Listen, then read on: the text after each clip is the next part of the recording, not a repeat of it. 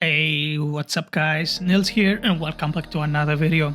So in today's video there will be no gameplay involved. However, I just want to talk about a few things that are particularly interesting, especially a lot of you will probably have these questions when you are trying to fuse units, so hopefully this is gonna help you put some things into perspective and what happens when you fuse units and how experience works.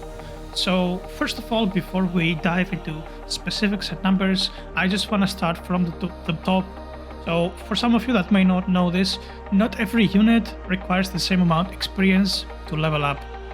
The experience multiplier varies depending on the rarity of the unit. So if we have a look here at this chart right here, you see we start with a common unit. Now we're just gonna go ahead to the bottom of the list to the units that actually matter to us.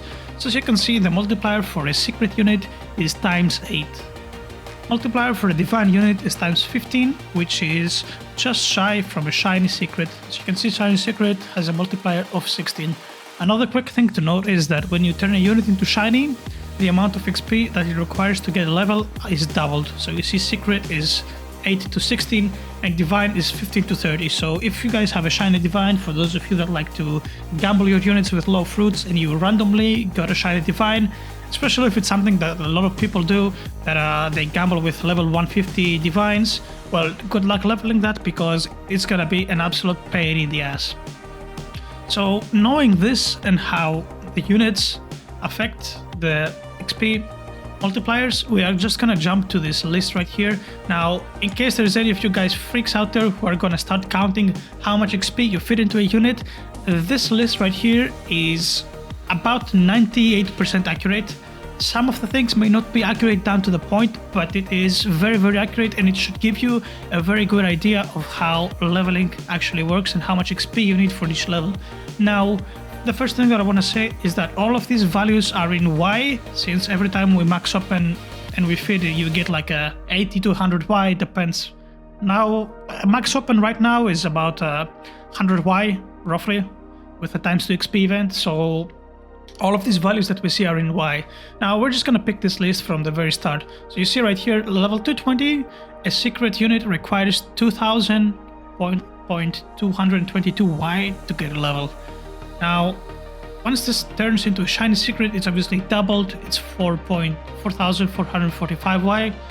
And this is where the fun part comes into perspective. So what you want to be doing is the best thing that you can do that doesn't really apply right now in this very moment, and I will go over that in a few minutes, is that you want to be leveling a secret unit, which is obviously the easiest from these units all here to level. As you can see, it's easier than a shiny mythical even to level up, and much easier than a shiny craft and a divine, obviously, because divines are basically double the amount, almost. It's 8 to 15 the values.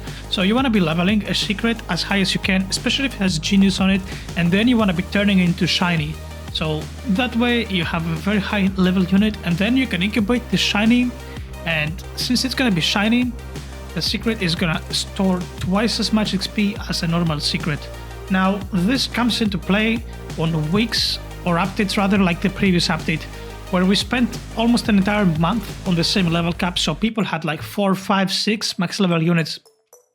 So what you can do, once you have like your 1, 2, 3 strong units, depends how many good units you have, right? So once you have all of your good units to the max level, what you can do, so to effectively like you store XP for those good units, is you're just gonna go pick up a secret and then you're gonna start leveling it. So once you level it to a satisfied level that it starts becoming way too hard and non-efficient to manually level it furthermore, you're gonna turn it to shiny and then you're gonna throw it into the incubator. So let me just go over here to this list, and let's say that you leveled up a unit to 220 on the last update, right?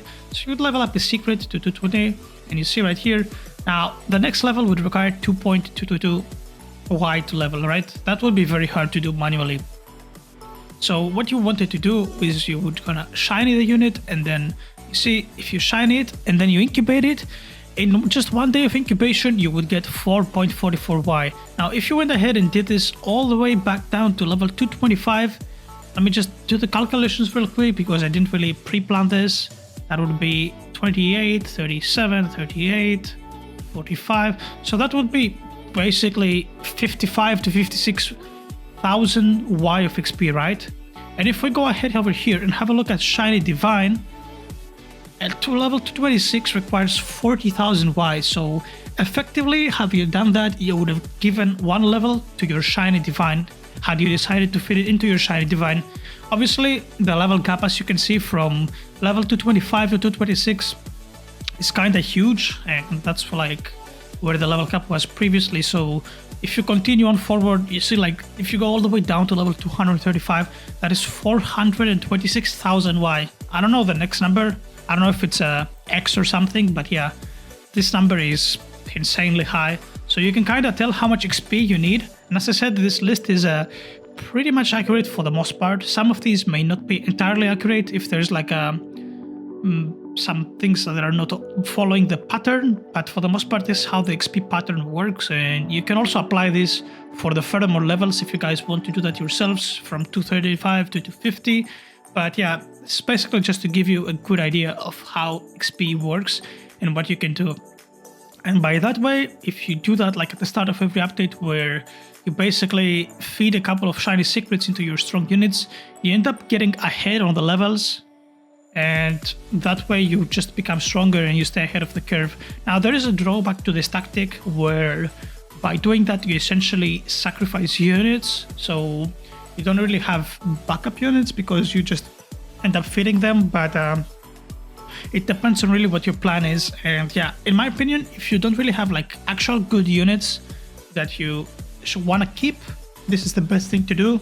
But anyway, guys, I'm not going to talk anything more because I don't really want to confuse you furthermore. But here's the list.